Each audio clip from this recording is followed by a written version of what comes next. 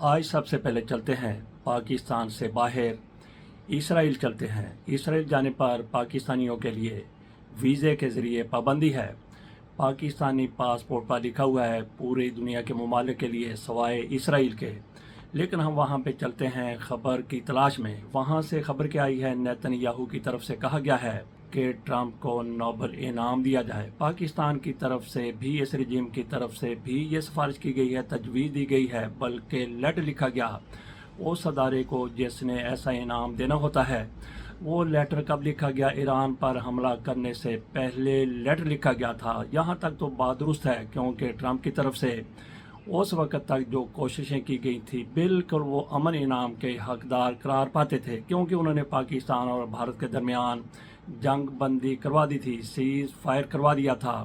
یہ ٹرمپ کا بڑا کارنامہ تھا، گو کہ ان کی طرف سے کہا گیا کہ میں نے دونوں ممالک کو دھمکی دی کہ اگر امریکہ کے ساتھ تجارت کرنی ہے تو پھر جنگ بندی کرنی پڑے گی۔ پاکستان کی طرف سے اس پر ہاں کر دی گئی، بھارت نے بھی ہاں کر دی، لیکن بھارت مکر گیا۔ بھارت اب تک کہتا ہے کہ بالکل ہم نے ٹرمپ کے کہنے پر جنگ بندی نہیں کی، بلکہ یہ پاکستان اور بھارت کا آپس کا معاملہ تھا اور ہم نے خود طے کیا تھا، جبکہ پاکستان کی طرف سے بھارت کے جھوٹ کو بے نقاب کیا گیا اور کہا گیا ہے کہ گو کہ پاکستان اور بھارت کے مابین رابطے موجود تھے، لیکن جنگ بندی ٹرمپ کے کہنے پر اور دیگر دوستوں کے کہنے پر ہی ہوئی ہے۔ اور پھر ٹرمپ کی طرف سے اس وقت کوشش کی گئی اسرائیل اور فلسطین کے مابین جنگ بندی کی، جب ابھی ٹرمپ کی طرف سے حلف اٹھایا نہیں گیا تھا۔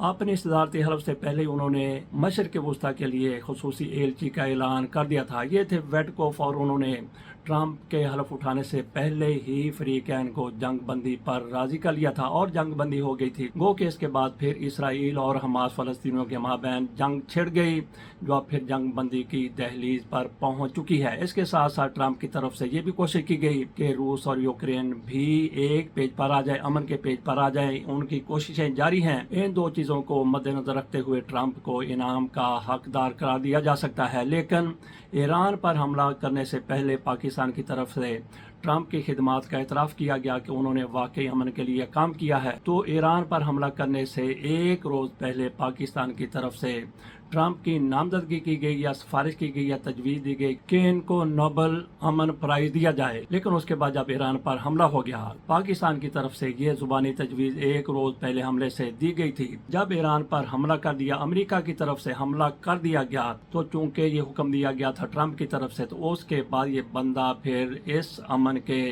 انعام کا حقدار نہیں ٹھہرتا۔ لیکن ہماری رجیم کی طرف سے اس کے بعد ساری کاغذی کارروائی کی گئی، اس کے بعد لیٹر لکھا گیا، اس کے ظاہر ہے کہ اس کے بعد ہی پھر اس لیٹر پر سائن بھی ہوئے تھے۔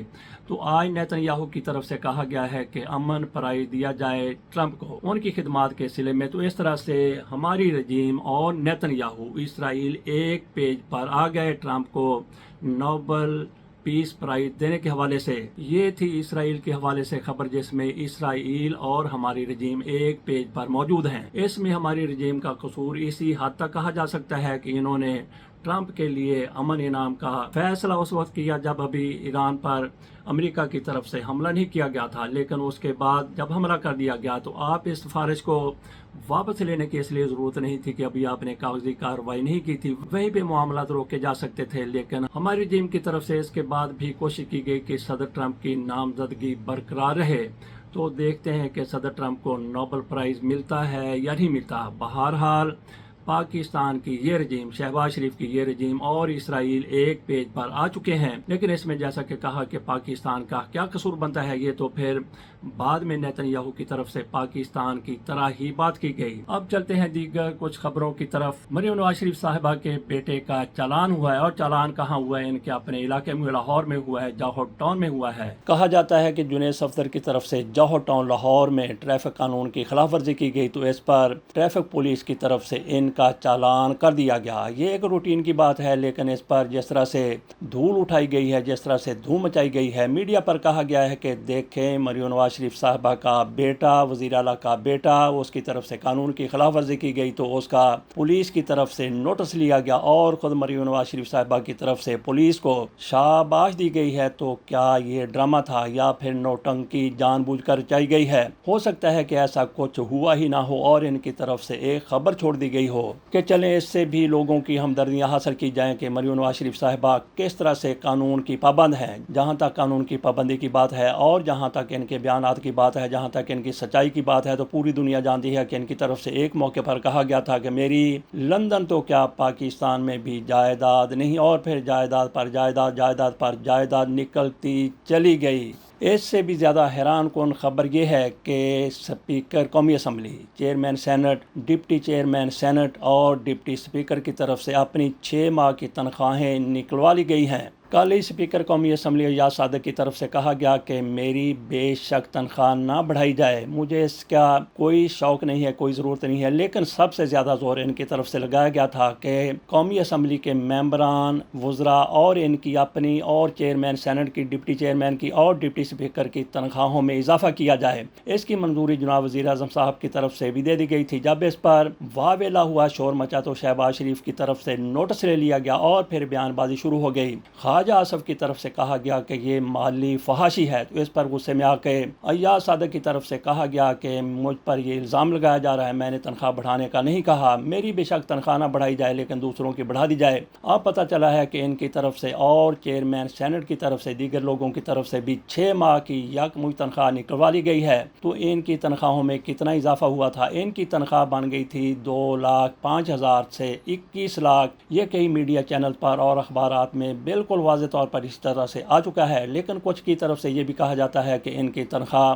15 لاکھ ہے، لیکن 21 لاکھ کا فگر بھی چل رہا ہے۔ ایسے آپ اندازہ کر سکتے ہیں کہ 6 ماہ کی تنخواہ ان کی طرف سے نکلوا لی گئی اور اتنی ہی تنخواہ یکمشت جناب چیئرمین سینٹ صاحب کی طرف سے بھی نکلوا لی گئی۔ تو یہ کتنے پیسے بن گئے؟ یہ 6-21 بن گئی۔ جس طرح سے کہتے ہیں کہ 5-20 کا 100 ہوتا ہے، تو تگڑا بندے کا 6-20 کا 100 ہوتا ہے، تو ان کو 6-21 لگ گئی ہیں۔ 1 کروڑ سے بھی ان کی طرف سے زیادہ پیسے نکلوا لیے گئے، اور ایسا ہی ایک ستم اور بھی پاکستان پر، پاکستان کی معیشت پر ہونا جا رہا ہے۔ ایک طرف اس حکومت کی طرف سے کہا جا رہا ہے کہ خزانہ خالی ہے، لیکن وہ دوسری طرف یہ بھی نظر آتا ہے کہ ان کے لیے، بڑے لوگوں کے لیے خزانہ لبالب بھرا ہوا ہے، جیسا کہ ان کو 6 ماہ کی یکمشت ادائیگی کر دی گئی۔ اسی طرح سے خصوصی نشستوں کے حوالے سے، مخصوص نشستوں کے حوالے سے جو لوگ معطل رہے ان کے بارے میں کہا جا رہا ہے کہ ان کو بھی تنخواہ دینے کا فیصلہ کر لیا گیا ہے۔ لبالب ان کے لیے خزانہ بھرا ہوا ہے۔ آخر کار ان کی کیا خدمات ہیں کہ ان کو معطلی کے دورانیے کی بھی تنخواہیں دی جائیں گی۔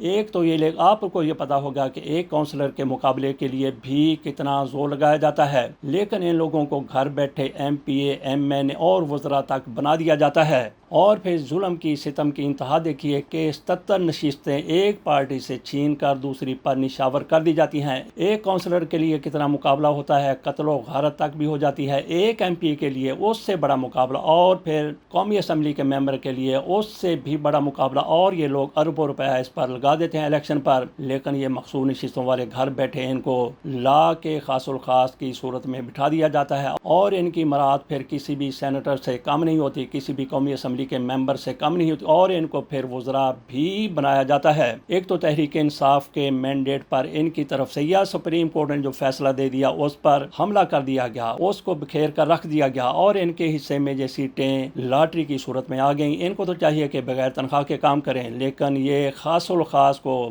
معطلی کی تنخواہیں بھی ملنے جا رہی ہیں۔ ادھر انصار عباسی صاحب کی طرف سے پنجاب حکومت کو جھکنے پر، گھٹنے ٹیکنے پر مجبور کر دیا گیا ہے۔ بی جمال جس طرح سے باتیں کرتی ہیں، جیسے ہی کوئی سکینڈل سامنے آتا ہے تو اس کو پچھلی حکومت کے کھاتے میں ڈال دیا جاتا ہے۔ تو عباسی صاحب کی طرف سے ایک اور خبر جاری کی، پہلے تو ان کی طرف سے کہا گیا کہ اس حکومت نے 1 سال میں 10 کھرب کی کرپشن کر ڈالی ہے، بے ضابطگیاں کر دی ہیں۔ اس پر بی جمالوں کی طرف سے کہا گیا کہ یہ پرانی حکومت کے کھاتے تھے، یہ پرانی حکومت کا سارا سلسلہ تھا، ہم نے تو کچھ بھی نہیں کیا۔ تو انصار عباسی صاحب کی طرف سے اگلی خبر یہ لائی گئی کہ اس حکومت کی طرف سے ہر نیا پروجیکٹ اپنے نام کیا جا رہا، کوئی مریم نواز شریف صاحبہ کے نام کیا جا رہا اور کوئی میاں نواز شریف کے نام کیا جا رہا ہے۔ انہوں نے کہا تھا کہ جناب انسٹیٹیوٹ آف کارڈیالوجی وہ مریم نواز شریف صاحبہ کے نام کیا جا رہا ہے یا کر دیا گیا ہے۔ ان کی طرف سے کہا گیا، انصار عباسی کی طرف سے، کہ اگر آپ نے ایسا ہی کرنا تو پھر صوبے کا نام مریم و نواز صوبہ رکھ دیا جائے۔ تو اس حکومت کی طرف سے اس پر گھٹنے ٹیکتے ہوئے کہا گیا ہے کہ بالکل بھی ہم نے مریم نواز شریف صاحبہ کے نام سے منسوب نہیں کیا جناب انسٹیٹیوٹ آف کارڈیالوجی کو، وہ اسی طرح سے اسی نام سے جاری ہے۔ اگر انصار عباسی کی طرف سے یہ خبر نہ دی گئی ہوتی تو یہ اس پر بھی قائم رہتے۔ جس طرح سے باقی ہر منصوبے پر ان کی تختی لگی ہوتی ہے، اسی طرح سے ایک اور تختی بھی یہ مریم نواز شریف صاحبہ کے نام سے منسوب کر کے لگا دیتے۔